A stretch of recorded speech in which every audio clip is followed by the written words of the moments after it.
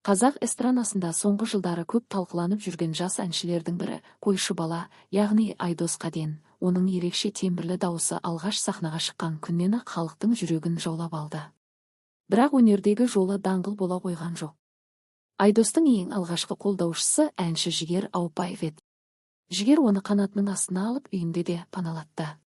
3 жыл үйімде тұрып, бүгін айтып отырған әңгімеңді деп реніш білдіргені де сондықтан.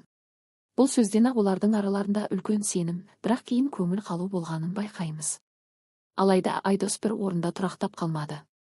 Өнер жолында басқа мүмкіндік іздеп Қанағат Мерченбайға өтті. Туыс туғаным, бауырластарым, келсең ауыл жақтамын.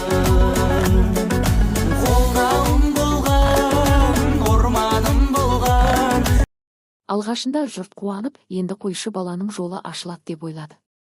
Қанағат та оны көтермелеп сахнаға шығарып, жаңа леп сыйлағысы келгендей көрінді. Бірақ арада көп уақыт өтпей, бұл ынтымақтастықта ұзаққа созылмады. Ассалаумағалейкум, құрметті достар, құрметті қазақ елі. Түсінбей жатқан шығарсыздар, не болып кетті, қойшы бала мен Канамеш не болды деп бәріңіз жазып жатсыздар ғой енді. Не болды деп. Бірақ енді құрметті достар, мен Айдосты жіберейін деп тұрмын. Өз еркімен жұмыс істесін бала. Соңғы кездері қолдайыққа тұрмай кетті. Қаншама заказдарымыз бар, заказдарымызға үлгермей жағдайлар болып қалып жатыр. Енді ары қарай өз жұмыс істесін, мен өзіммен өзім жұмыс істейін. Сондай шешім қабылдадым мен. Айдосты бүгіннен бастап жібердім ағайын. Енді мен Айдоспен жұмыс істемеймін, қойшы баланың продюсер емеспін. Жеке өзім Канамеч деген тұлғам.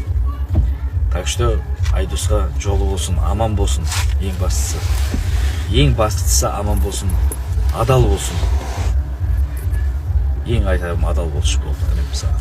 Аман бола.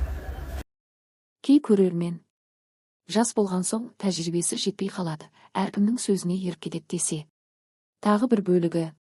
Мүмкін әншілер Айналайын қарағым алданым ай, ақ жүзіңді көргенде балқыдым ай, көрмегелі көп айдың жүзі болды ай, есен аман жүрмін. арасындағы шарттар әділ болмаған шығар деп пікір қалдыруда.